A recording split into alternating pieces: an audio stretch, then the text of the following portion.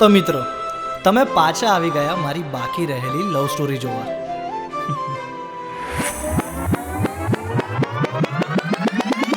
દેવલા ઉઠ, મોડું થઈ છે સ્કૂલે જવાનું.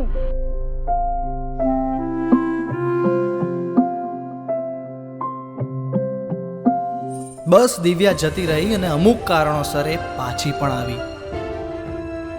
પણ કદાચ આ વાર્તા મારી અને દિવ્યાની હતી જ નહીં. કેમ કે કહ્યું હતું ને તમને બધાને કે ધોરણ 11માં મારી રાહ કોઈ બીજું જ જોઈ રહ્યું હતું.